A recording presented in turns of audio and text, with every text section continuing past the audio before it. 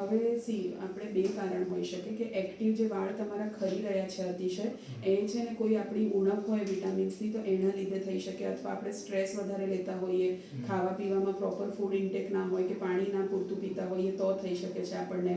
અને બીજી વસ્તુ છે કે જે તમને ટાલ પડી રહી છે અહીંયાથી અને આજે વચ્ચેના પોર્શનમાંથી ટાલ પડવાની ચાલુ થઈ ગઈ છે કે આપણી જે હેરલાઇન છે એ પાછળ જે જાય છે એ જે તમારા બોડીમાં ટેસ્ટોસ્ટેરોન હોર્મોન હોય એ હોર્મોન શું કરે કે તમારા વાળ ઉપર અટેક કરે અને જે તમારા વાળ છે એ મૂળમાંથી બહુ જ પાતળા થઈ જતા હોય છે અથવા નબળા પડીને ખરી પડતા હોય છે.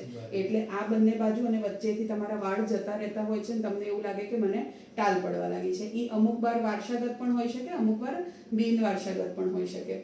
તો હવે જે છે હોર્મોન્સ તો તમારા શરીરમાં રહેવાના જ છે કાયમી, એ તો બદલવાના નથી, પણ એનો ઇફેક્ટ તમારા વાળ ઉપર ઓછું થાય, આગળ જતાં તમારા વાળ હજુ પાતળા ના થાય અને ટાલ વધે નહીં, એની માટે આપણે એક સોલ્યુશન લખીને આપતા હોઈએ છીએ જે મિનોક્સિડિલ સોલ્યુશન હોય છે.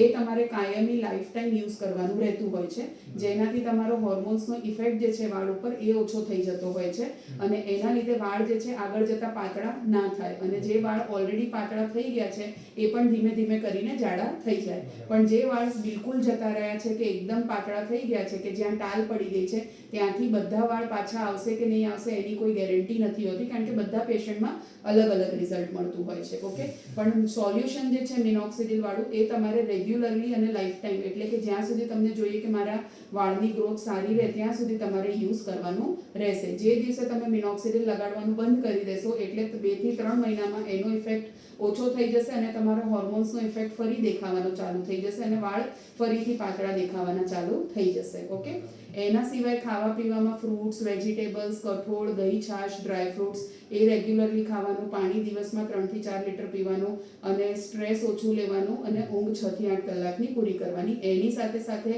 રેગ્યુલર અથવા અઠવાડિયામાં 4-5 દિવસ તમારે એક્સરસાઇઝ, યોગા, મેડિટેશન કરવાનું જરૂરી છે. ઓકે, આ બધું કરશો તો ધીમે ધીમે તમને ફેર દેખાશે.